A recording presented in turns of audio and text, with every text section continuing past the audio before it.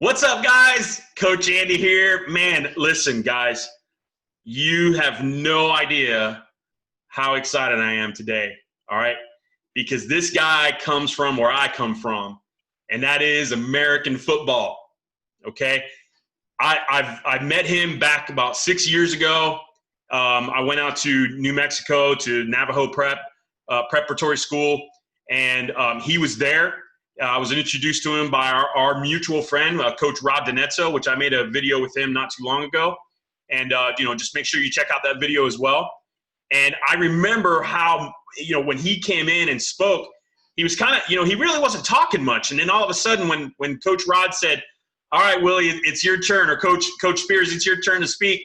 And he started, man, it was like a bomb went off in that room. And these kids woke up quick, and he demanded their attention. So I am so excited, and I'm honored to have him with me today because he has got a super busy schedule.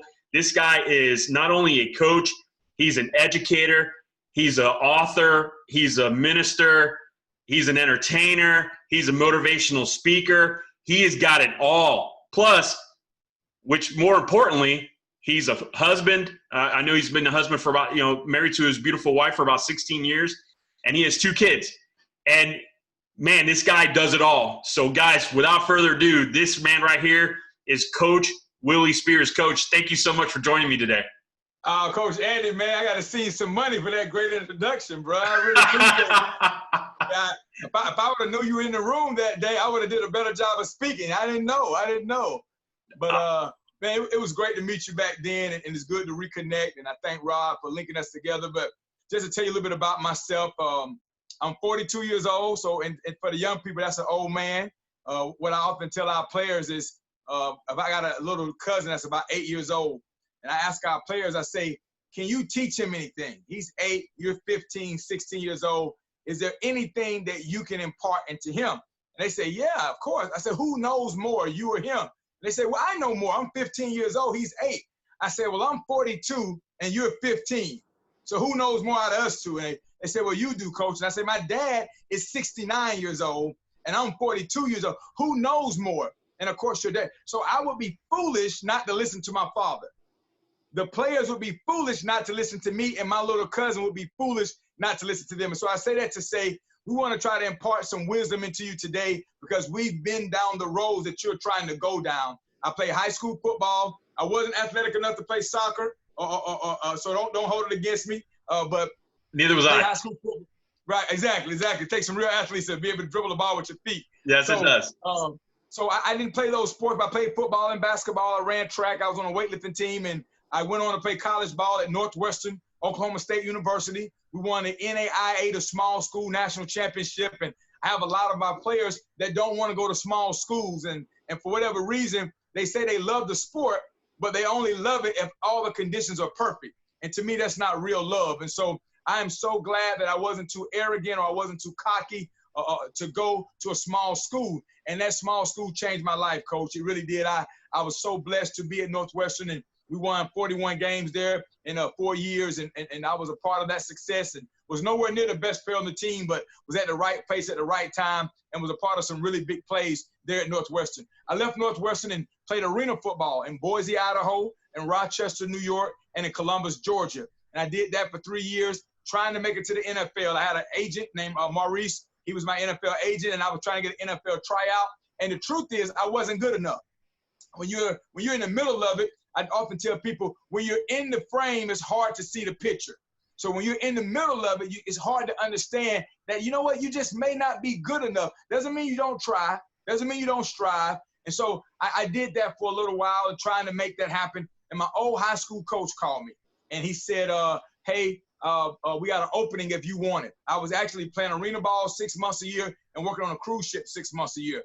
And I left that to go into education, not knowing what I was getting into, but I fell in love that first year, Coach. I actually saw one of my former players last night in Winn-Dixie. I hadn't seen him, a local grocery store, hadn't seen him in a while, and I coached him back in 2002. He was the first wide receiver I coached. And things that happened with him made me fall in love with coaching, and I've been coaching ever since. Been married, like you said, 16 years. I've gotten a lot of young people in college. 2 different times we signed our entire senior class. But what happens, a lot of these guys sign, a lot of these guys take pictures, they post it on social media, and they never intend to live out their dream. They just want that moment, because when they get to college, it's difficult.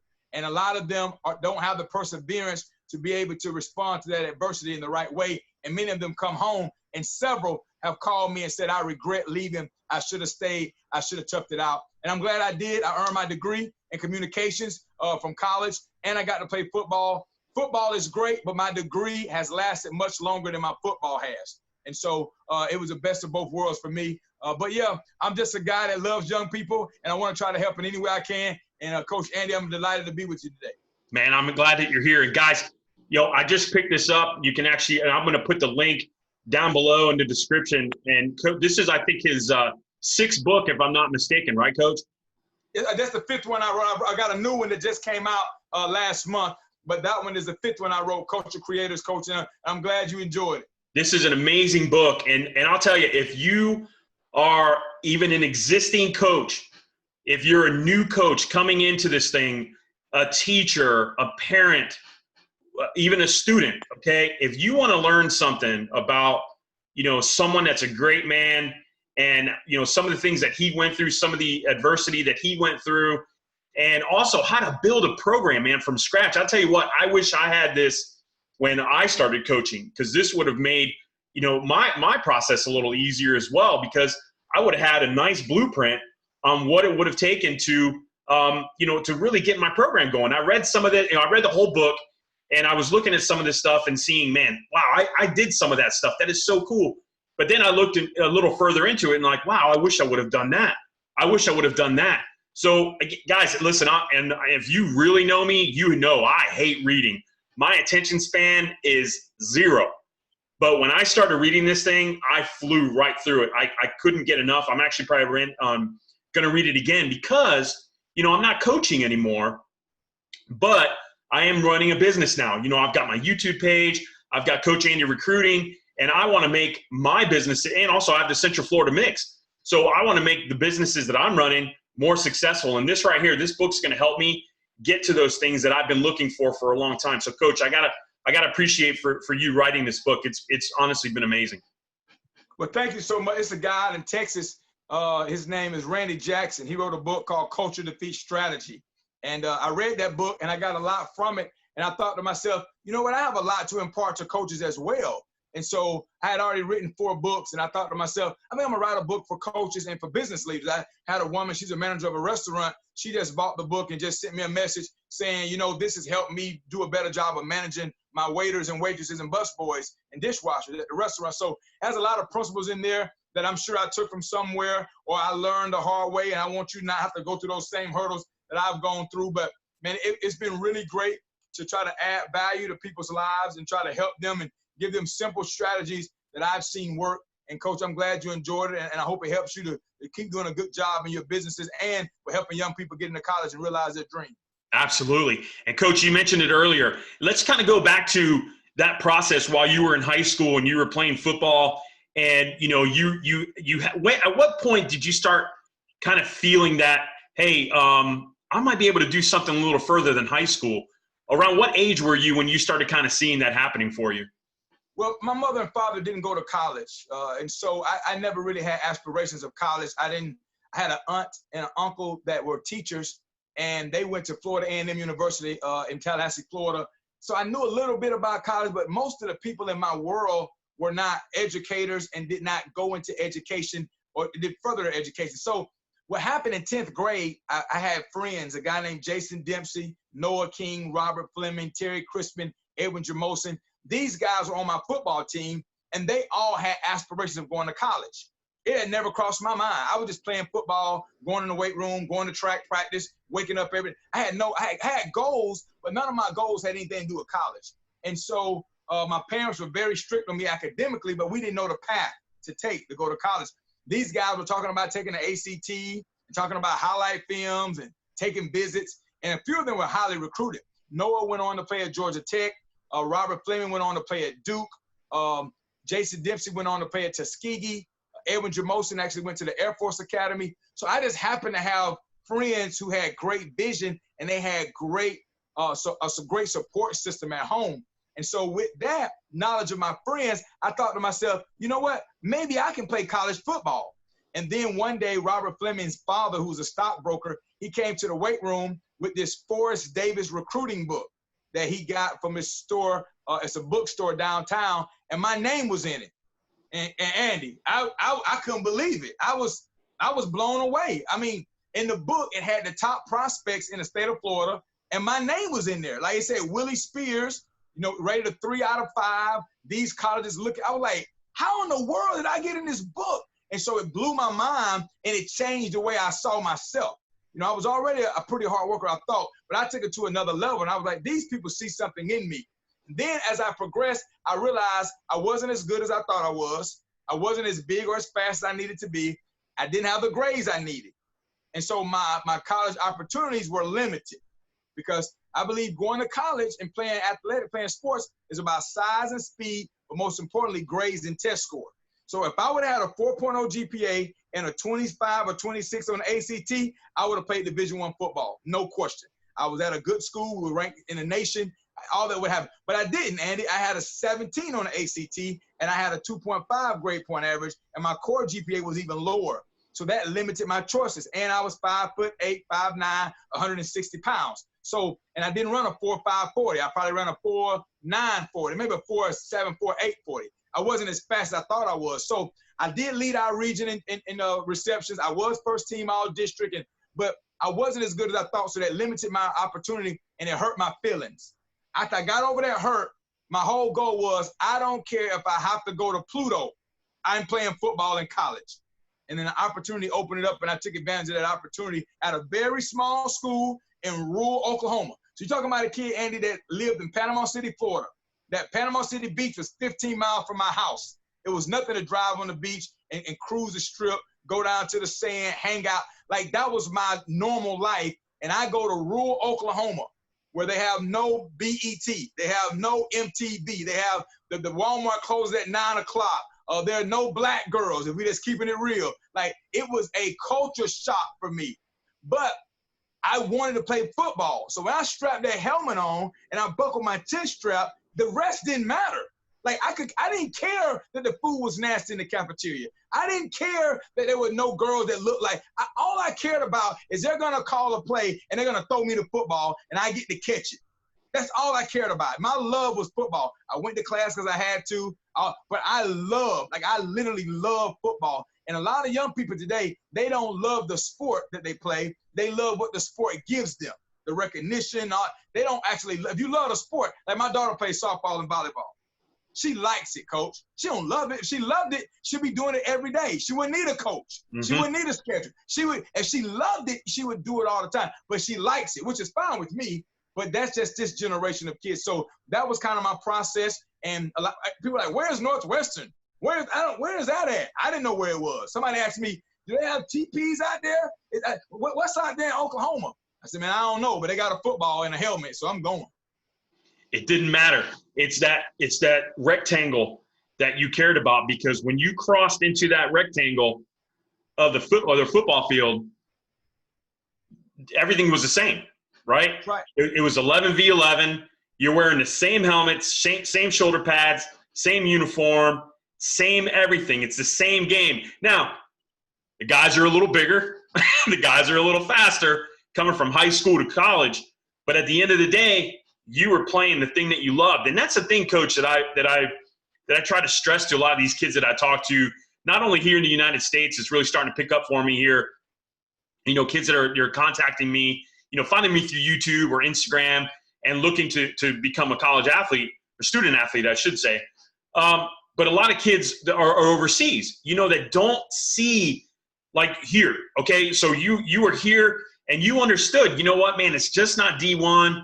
You had great influence behind you. You know, it's just not about D1. It's not about D2. It's about the opportunity that is presenting itself. And I'm seeing a lot of kids that are contacting me, and they'll say, yeah, I got an offer at a college in Montana, okay? And it's an NAIA school, whatever. And I say, okay, what other offers have you received? I haven't received anything. Well, you know what? We're in June, and you haven't made a decision yet. And right now, there's no money left. You know, there might be something here or there that somebody leaves or some other situation, but for the most part, you're not going to get what you want. You need to take this offer and get here, you know, especially for an international student, coach, because it's difficult to get here. You know, they got to go through a whole different process of, you know, becoming a student, you know, getting the student visa here to the United States. And you know, so what's a message that you would tell them that, hey, if this is the only offer that you got, run with it? Is that something that you would tell one of your guys? Yeah, Coach, they need to be honest with themselves. Do you really want this? That's the question. And I'm a guy, once they reach 11th grade, Coach, I keep it real with them. Now, 9th and 10th grade, I call it Easter Bunny Santa Claus. I'll play the game with them. I want to go to Alabama. I want to go to Clemson. That's great, buddy. You need to work like you're at Alabama. You need to work out like you're at Clemson. That's great. But once they reach 11th and 12th grade, I had a kid. He left our school because he told me we don't run the offense that's going to get him recruited. And he went, and I said, his mother told me, we got faith. We have faith in God that he's going to go to Alabama or Auburn. And I said, ma'am, he's an offensive lineman. And he's 5'8", 265 pounds. He's not going to Alabama or Auburn. They told me I was a hater. I was mean. I didn't believe in their son. He transferred to another school, Coach. He ended up at Kentucky Christian. Now, Coach, I could have got him at Kentucky Christian if he didn't play football. My friend, Coach Story, is the lead recruiter at Kentucky Christian. But he was, the other coach that he transferred to lied to him and told him he could play at Alabama and Auburn. You have to be real with these young people, especially the 11th and 12th grade year. Now, it doesn't mean you doubt them. I tell kids, if you can go to Alabama, go. But in the meantime, until they call us, we're going to go with the school that wants you. So this is what I always say. This is no diss to my wife. I love my wife. I'm blessed to have an amazing wife. Well, one of the main reasons I married my wife, Coach, is because she wanted me. That was a key factor in us getting married. I couldn't marry Michelle Obama, Coach. She didn't want me. I had to marry who wanted me. So that's how this thing works. Let's say I wanted my wife. I really wanted her, and she didn't want me. Then we wouldn't have got married, Coach. Yep, so if right. a team wants you, then that means they're proposing to you. That means the team got down on their knee and they offered you a ring in the form of a partial scholarship or at least an opportunity to come on their campus. And you're talking about it's hard for the international students to come over here. I can't imagine how hard that is. They need to realize it's a gateway to get into this country. Use that opportunity. They're going to meet people. They're going to build relationships. It's going to last a lifetime. I've told some of my players that grew up in very impoverished homes and grew up in the housing projects and low socioeconomic status. And I say, listen, in college, you're going to have a dorm with central heat and air. You're going to have the ability to wash your clothes right there next to your room. Many of you are going to live in a suite with a flat screen TV on the wall and cable. You're going to eat 3 meals a day. And now all these cafeterias are set up like Golden Corral. They got a American bar. They got Mexican food. They got lobster. They got steak. They got grits and eggs every day. They got dessert bar. They got a salad bar. They got potato bar. Like you're going to eat 3 good meals a day. You're going to be in a safe environment. You're going to learn. Like, why would you turn that down to stay home and struggle? So most young people would tell you that the 4 years of college was great for them because it's a great environment. So I would ask this question. Are you really hungry? Now, if you're hungry and you don't like spaghetti, and I give you the food, and you look at it, you say, man, I don't really like spaghetti. If a few days go by and you haven't eaten anything at all of a sudden you're going to develop an appetite for spaghetti if you're really hungry. A lot of these athletes aren't really hungry. They're spoiled. They feel entitled. And so in their mind, I should be at this school. This is what I tell our guys, Coach. Everyone that offers you, act like it's the greatest offer you ever had. Be excited. Coach, I remember Norwich, Vermont recruited me, Coach. Norwich, it's in Vermont, Coach. Norwich University. I know exactly who they are. Okay, they're a cadet school. The guy that recruited me had a lazy eye. I walked in his office. Coach Harden told me this guy's from Norwich University. I said, where's that? He said, it's in Vermont. I didn't say this, Coach, but in my mind, I said, where's Vermont? I had no clue. Like, I didn't know if Vermont was by Washington State or Washington, D.C. Kind of found out it's in the Northeast, but I didn't know that. Coach, this is what I did know, though. 2 things. Their brochure, on the back of their brochure was an aerial photo of their campus, and it was covered in snow. My thought was, I don't care if it snows there 360 days a year. The 4 or 5 days that it doesn't snow, take the picture then. Why would you put a picture of snow on your brochure and recruit a kid from Florida? That, and I'm gonna tell you the truth, they had a girl kicker. I was like, man, I don't know if I want to go here. They got a girl kicker. She probably was a better athlete than me, coach. But I was like, so you know what I did? I shook his hand. I said, man, I can't wait to get there. And I mispronounced it. I can't wait to get to Norwich. I can't wait, sir. I'm going to be there. But it was my only opportunity at the time. So I was grateful, coach. And so when you want steak, but steak's not available, you eat spaghetti. Because spaghetti will get you to the point where one day you may be able to afford steak. So if these kids are hungry, they'll take the food that's in front of them. But if they think, you know, my wife could probably do better than me, coach. She probably could find a better guy, but I can't get any better. So I realize what I have. That's the best I can do. I hit the jackpot. I hit a home run. I'm going to be grateful for that. These kids thinking, I never heard of that school. I'm going to go online. And what it's about, coach, they want to be courted. They want a coach to call them, text them, and post about them. And they want to be able to put on Instagram and Facebook. And I know it's how it is with the American kids. And Twitter, I'm blessed to receive an offer from here. I had a kid with 36 Division I offers, coach. And we had a deacon. He wanted a D2 coach to offer him just so he could put on Facebook that he had another offer. So our motives are wrong, coach. And so I would tell a young person, if you really want to go to college, you will go wherever you can go. If you're really hungry. If you're not really hungry, tell me that. Tell me that you want to go if it's perfect. And I tell you that perfect situation doesn't exist.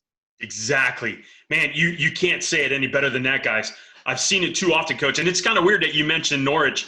I had two guys that played for me at my college there at Johnson, actually played basketball there and then transferred to Johnson from Norwich.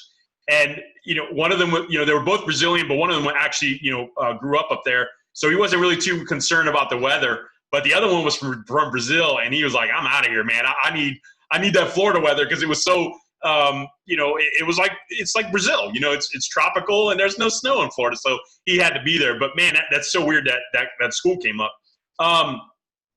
You know, again, coach, with the, you know, so you look at the state of college sports right now, especially with this, you know, COVID-19 situation.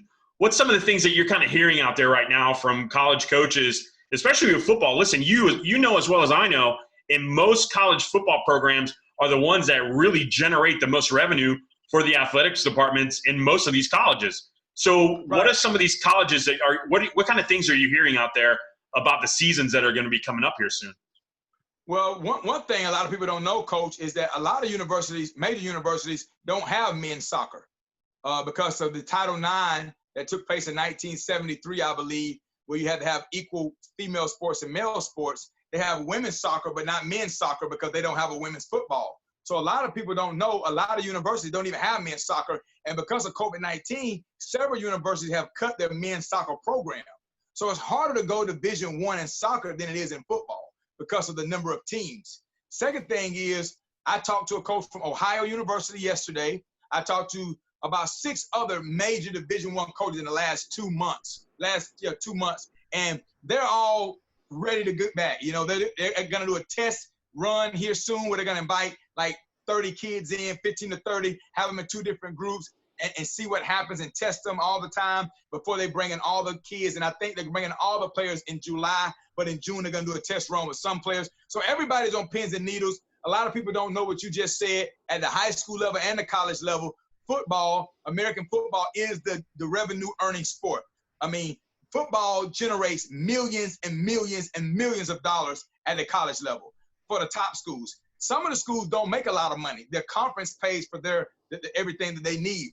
If we don't have football, we won't have any sport because buses, referees, facility keep up, all of those things come under the umbrella of general athletics, which is essentially the football account. I've coached college football as an assistant at a FCS Division I school and at a Division II NCAA school, and I've seen it happen there. I've also been an athletic director, athletic administrator at 3 different high schools, and so I've been in charge of that budget. And it's very vital that we understand the importance of getting sports out of COVID-19 and remaining safe and being smart about washing our hands, about wearing our masks, and doing all those things we need to do to make sure that we don't hurt each other. The other thing that people don't understand, Coach, when it comes to recruiting, if a coach is offering you an opportunity, he's actually offering you money. So the athlete need to realize if it's Norwich, if it's Northwest Oklahoma State, if it's a school you never heard of, what they're actually doing is bringing in a suitcase full of money, like in the mob movies. They're clicking those latches and they're opening that suitcase up. And it costs $26,000 a year to educate a student in America. That's how much it costs. If a school thinks you're valuable enough to spend that much money on, you owe them your undivided attention if they offer you an opportunity to pay at a university. And I don't care if you've never heard of the university. So that's what I try to relate to our students. And you got to realize, Scottie Pippen in basketball went to Central Arkansas. Dennis Rodman went to Southeast Oklahoma State University. Steve Kerr did not get an offer until the day before signing day. It was only offered to Arizona. Steph Curry went to Davidson University. Like, if you can play, go play. And the other stuff will take care of itself. The last thing I say about soccer or football, international football, is that they make the most money. I mean, if you look at the money earnings on Forbes magazine, the top earning athletes in the country, the top three are soccer players. Not LeBron James, not Tom Brady. The top three are who play football, international football, play soccer. And so, because everybody thinks they're a pro, Coach. Everybody thinks they're going pro. And there's nothing wrong with that. Follow that dream, work like a pro, prepare like a pro, work on your craft like a pro. I get that. But play because you love the sport. And if that pro happens, if you make it to that level, let that be icing on the cake. But that's some real nice icing, because those guys make tremendous. I'm talking about $100 million a year, like ridiculous money. You're exactly right. And actually, it's funny that you said that, because I saw a list the other day about the top athletes in the world that make. I think Roger Federer was number one, and then I think Cristiano Ronaldo was number two. Lionel Messi was number three, and there was like 4 or 5 soccer players that were on that list. It was amazing. And I bet you Federer money came from endorsements. Yes. Yeah, Roger Federer, because tennis doesn't play as well as soccer, but tennis has always been like top of the line. Matter of fact, Michael Jordan's agent started off as a tennis agent. Those guys get great endorsements. Yes, they do. And I love hearing some of the stories out there from some of these pro players. You look like Gronkowski and guys like that have said, listen, I barely spent or not even touched my NFL money. All the money that I've used is my endorsement money. That money's just kind of sitting in the bank. And I think Michael Jordan probably did the same exact thing, where he probably never touched any of his NBA money, but it was Nike, Hanes, Gatorade, the money that he made off of Space Jam, and all these different things that he's done. And I'm sure he's done more, but if you think you can make it there, try. Give it a shot. Right now I'm helping a young man that played for us at Johnson University, a basketball player, graduated, really good basketball player. You know what? He's not going to make it in the NBA. He realizes that, but he knows that he might be able to help a team overseas. So right now we're working on that, and it just looks like it's something might be happening for him, and it's somewhere that he may not even have ever thought that he was going to play in his life. But it turns out that when we were looking into it, there was actually 4 Americans already on that team. Right. And and Phil Jackson, he coached overseas. Before he got an opportunity with Chicago Bulls, he tried to get into the league. They wouldn't give him a shot. So he went overseas and he coached a team to a championship, and they gave him a shot. This is what I believe. We all know that drugs are wrong. But if a person is a drug addict, they're going to find the drugs. I don't care where you put them. I have family members, unfortunately, that have been involved and just crippled by drugs because of their decisions. But wherever you drop them off, they have a secret sense to find out where the drugs are and who has them. And if that person is because they crave it. If you crave being better, if you crave being great, if you crave excellence as an athlete, you're going to find an opportunity to play. And I really believe this. There's a place for everyone to play.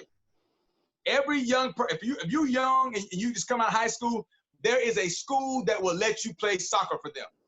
There is a school that will let you play football. In the NFL, I think it's over 60%. Don't quote me on this, but I think it's over 60% of the NFL are made up of low draft picks and free agents. It's not made up of the top draft pick and the top guys. It's made up of guys that went to small schools, that are hungry, that have a chip on their shoulder, that have something to prove, that haven't been pampered. And so if a guy really wants to play in college, Coach, if they get in contact with you, you're going to grind. You're going to work. That's your job. Your joy comes from seeing young people realize their dream. Yes. So if someone can say, you know what, I really want this to happen. I don't know the direction. I don't have the map. Coach Andy has the map. Coach Andy is the GPS to get you to the next level. But you got to not be so picky. You can't say I'm hungry, and then when I bring you the food, say, but I don't eat that. But then you're not hungry. If I'm your GPS, I'm going to lead you and guide you to that destination. When you get there, say, I can't pronounce the name of this city. I can't pronounce the name of this town, but I'm happy to be here. Where's my jersey? Where's my cleats? Where are my tennis shoes? Let's go. And that's the mentality that a true hungry athlete will have, not someone who's coddled and feel that they're entitled. Yep. And Coach, you think about several years ago, I can't remember the exact date because I've tried to erase it from my memory. The University of Michigan is one of my favorite Division I college. And, you look back several years ago when they played Appalachian State, right? Yeah, Michigan. You want me to give you the date, Coach? You're wasting from your No. memory. I don't want to know. I'm trying to blank it out, Coach. Don't even tell me.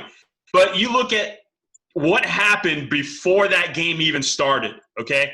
Yeah, App State is a Division I school, but I believe at the time they were Division I AA, right? Yes. And so Michigan, the University of Michigan paid Appalachian State to come to the big house in Ann Arbor, Michigan to play them. So remember, and now when I'm saying by paid, I'm going to probably lowball it here. No, Coach, I can tell you, Coach, it was close to $1 million, Coach. All right. So let's say they gave them $1 million. So that $1 million is going to go back to that smaller school. Again, Division I AA.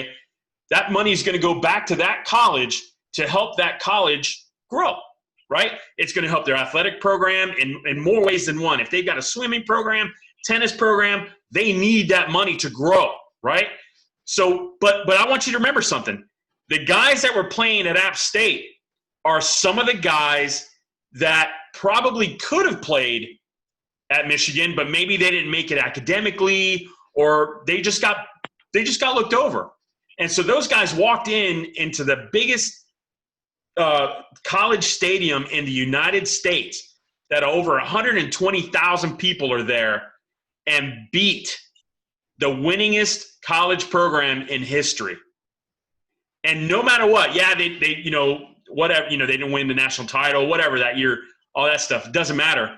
All those guys and those coaches on that team for the rest of their lives can say, we beat the University of Michigan. And if those guys would have said, you know what, I know I could play at University of Michigan, so I'm just going to sit out, they would have missed out on that. But those guys didn't do that. Those guys said, I'm going to go play at App State because they're giving me an opportunity, and I'm going to go be able to go play University of Michigan, and we're going to smack them in the mouth. And they did it. And even as much as I hated watching it, I after I kind of mourned it for about a day, man, I became an App State fan. I'm like, man, I loved it. And some of those guys, and I think, correct me if I'm wrong, Coach, I think 2, maybe 3 of those guys that were on that team actually made it to the NFL. Oh, yeah, and it changed the university. Now they're Division I, like FBS. It's changed. Coach Boone, a great coach there. I mean, the head coach there, and I think they were in Boone, South Carolina, North Carolina. But just what happened, Coach, it was late August or early September 2007.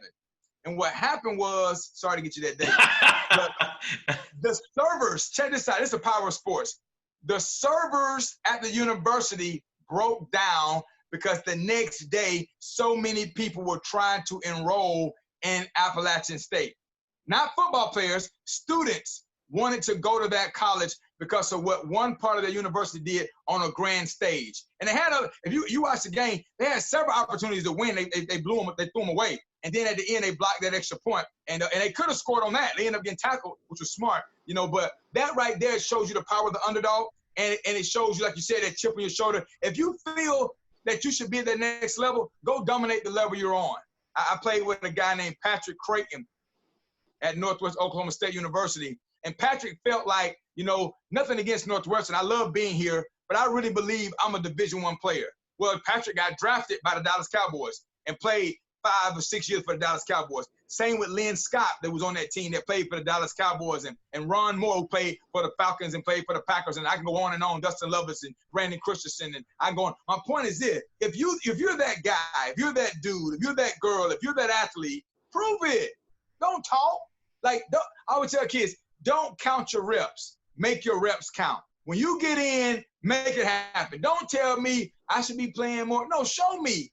Play so hard, play so well that I can't help but put you in the game. I can't deny what you bring to the table. Don't post me about it. Don't text me about it. Don't vent on social media. Strap up and get better today, and let us all know that you have to be on the field or the court. Awesome. All right, guys. Now it's come to the point that I'll be honest with you. This is the point that I'm looking forward to. I've watched him on his Facebook page, on his YouTube page, just go. And it's made me want to maybe, listen, I'm a 49-year-old man. I can't be playing football anymore. But I wanted to get a helmet, and I wanted to put a helmet on and get my old pads back on and hit somebody after some of the things that I've seen him and motivate, because that's what he is. He's a motivator. And he does a fantastic job at doing this. So I've asked Coach Spears to go for it. This is his point right now where, if he was recruiting you for his high school, or, that you're not recruiting, but bringing you into the high school, you're going to be a freshman coming into his school and he's bringing you in. Or if he was a college coach and he was going to sell his program to you guys, this is it, man. So guys, get ready, because he's about to light you up. Coach, it's on you, man. Take it away. Well, thank you for this opportunity. I just want to remind you guys, and I think it's an honor. I know it's an honor for me to talk to athletes from Brazil and from the United Kingdom, and even you all from Canada and wherever you're from. I want you to realize one thing. If you don't remember anything else I say, you are blessed. You are lucky that you get to play sports. There have been people born, they didn't have legs. There have been people born, they didn't have arms. People born with heart problems. I don't know why God chose you. I don't know why you were hand selected to play. You get to run, you get to jump, you get to kick, you get to dive. How dare you not give your best? How dare you not give your all? How dare you say, thank you for this ability, but I'm not going to use it? Could you imagine having a big truck? I'm talking about a grown man truck with massive wheels and an engine that revs up. You got this massive truck and you have to drive 50 miles to get to your destination, and you choose to walk instead. You choose to ride a bicycle instead. You choose to not take the greatness that you have in your garage and use it, where you have greatness on the inside of you. And shame on you if you don't rev that engine up. Shame on you if you don't put gas in that tank. Shame on you if you don't change that oil. You have to find a way to get the best out of what you have. Because I'm going to tell you something. I'm going to fast forward to the future, and I'm going to keep it 100 with you. You will not always have this ability. You won't. I look like I can play, but my foot hurt right now just sitting here. Coach Andy said I'm 49 years old. I can't even put a helmet on it anymore. Listen to me. It's coming for you. You will not make it. I'm telling you. You're going to be an old man. People going to say, you play sports? When? What position did you play? You don't look like you ever played anything. So while you have the opportunity, while you have the strength, while you have the youth, while you have the energy, I'm telling you, take advantage of it. Work on your craft. Stop posting. Get off social media. Put the video game down. Drop the controller. Put the iPhone down. Don't video record your workouts. Just go work. And after you finish working, work again. And after you finish that second workout, work again. And then work again. And work again. And work again. And work again. Let me tell you something about me. I will not be outworked. I won't be. I had a coach look me in my eyes and said, man, y'all will never beat us. We better than y'all. I said, yeah, coach, but you can't outwork me. While you watching football on TV, I'm studying the game. While you playing golf, I'm in the lab working. While you hunting, I'm working. While you chilling, I'm working. Guys, don't be outworked. You think bend it like Beckham happened overnight? That's hard work. Anybody that you admire in the game of football, they work their butt off.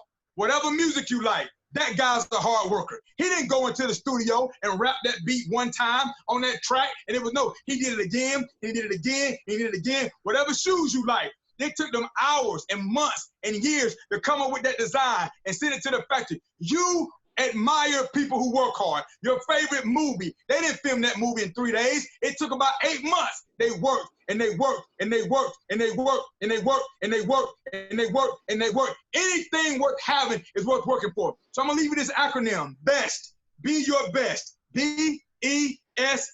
As a teammate, be your best. As a son, as a daughter, be your best. Whatever, whoever you are, be the very best. Don't let anybody ever deny you from being your best, from giving your best, from acting your best, from looking your best. Be your best. The B is for believe. You got to believe in yourself. You got to believe in Coach Andy. If you submitted to Coach Andy, I want to be recruited, you got to believe that he's going to put you in the best situation to get you in college. You got to believe. You got to believe in yourself. But belief comes from work ethic. See, you have a confidence. Real confidence comes when you know you outworked everybody. But if you haven't outworked everybody, you have no confidence. If you've been lazy, you're not confident. You've been sitting on the couch, eating chips and drinking soda, you're not confident. But if you've been in the lab, if you've been drinking water, if you've been working hard, then you're confident. You got to believe in yourself. You're on a team, you got to believe in your teammates. You got to believe in your coaches. The E is for execute. There's nothing wrong with having a plan. There's nothing wrong with reading a plan. There's nothing wrong with being on a dry erase board. There's nothing wrong with watching film, but you have to actually go on the field and execute. When they're taking the ball out, execute. When you're guarding your man, execute. If you're playing goalie, execute. You have to execute the play. A lot of people talk. They pay Stephen A. Smith $11 million a year just to talk. They pay all these guys on TV, Mike Greenberg, they pay him $6 million a year just to talk. A lot of people can talk, but not too many can execute on the actual field. That's why you're special.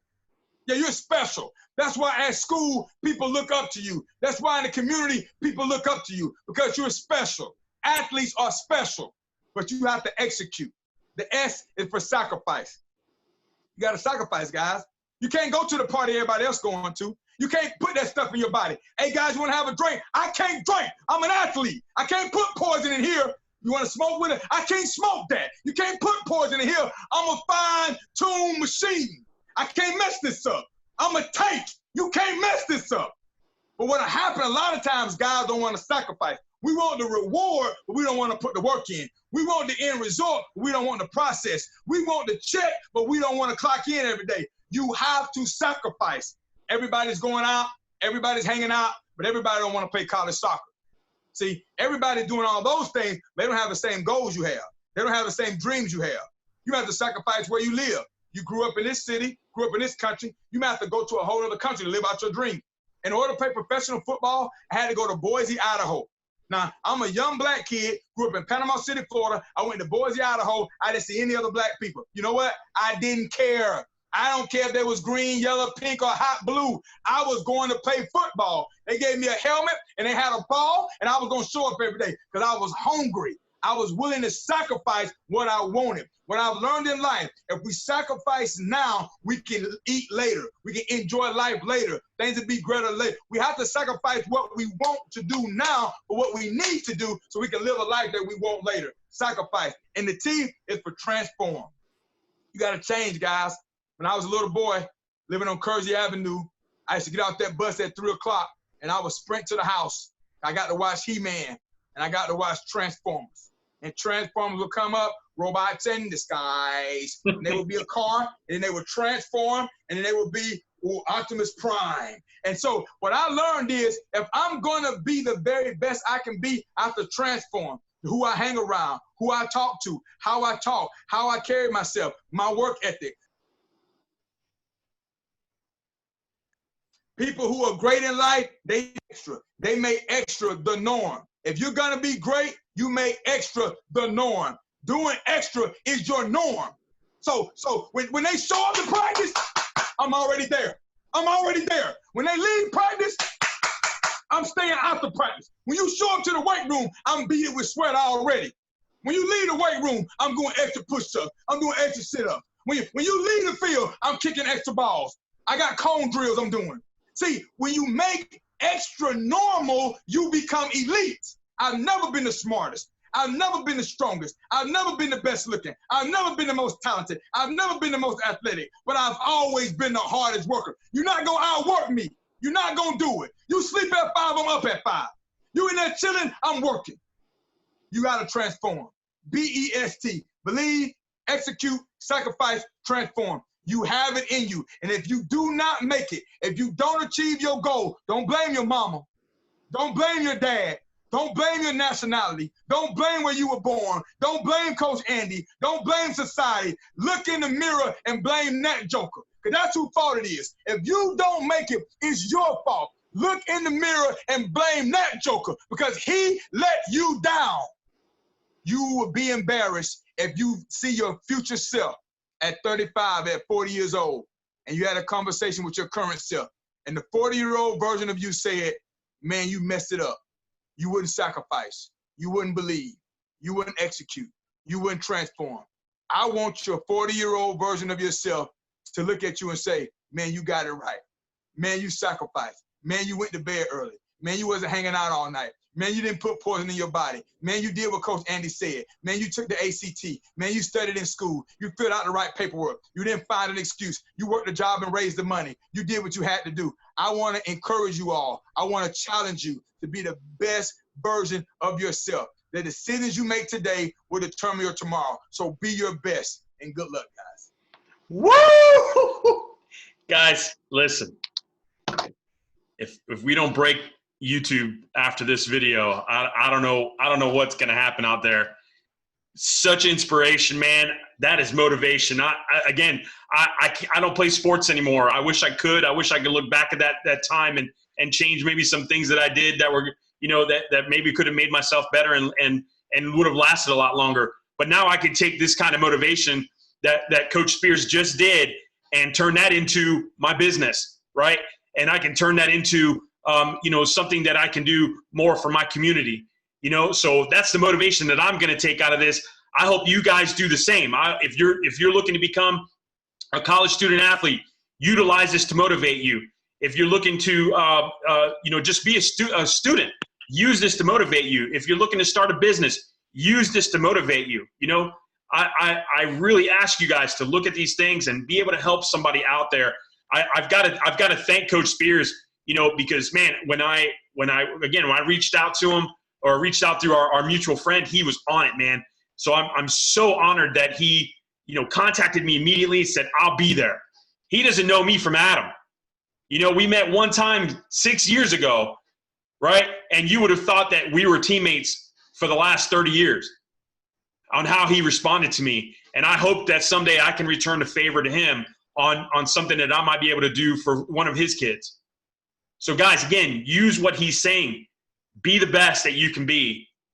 Don't take things for granted. Do everything that you can to be the best that you can be. Coach, any final words?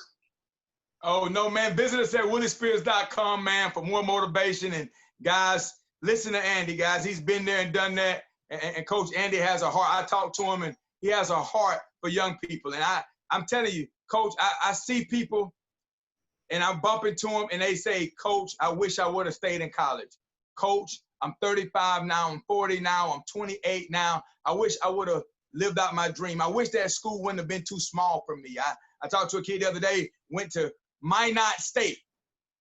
Why not Minot? A small school, but he was like, man, I should have stayed. I should have stayed out there. And so I want to tell you guys to keep doing your best. I'm a 42-year-old man, and some of my fondest memories are playing college football. And so I'll pray you guys can live out your dream. Thank you, Coach, for the time, man. Thank you for what you do. And I'm really excited about working with you, because now when someone calls me and they need a recruiting service, I know exactly who to link them up with. It's a done deal, man. And guys, do me a favor. I'm going to have it down in the description box on how you can actually contact Coach Spears. on his social platform as well. He's on Facebook. He's on Twitter. He's on Instagram. He also has a YouTube page. And also check out his book. And I'm going to have a link to his book in Amazon. That's where I got it. And so that way you guys can pick it up as well. And man, I'm telling you, if you are a current coach, doesn't matter what level, current coach, you're going to be a coach, a teacher, whatever, business, this is a great book for you guys to pick up and read because, man, it breaks it down for you. It's almost like a business plan, if you know, in a nutshell. This is a business plan for you guys to start. I'm telling you right now, I'm about to we're about to get our LLC for the Central Florida Mix, and this right here is going to be the beginnings of my business plan, Coach. I want you to know that because this inspired me to get things running with my co-owner, and we're going to make it truly successful program to be able to help kids from not only the United States but from all over the world. So again, guys, check it out. I'm going to have all of Coach's contact information below. Coach, again, thank you so much for being here with me today. And I look forward to seeing you in person one of these days, and we're going to talk real soon. Yes, sir. Thanks so much, Coach. Thank you, man. I appreciate you.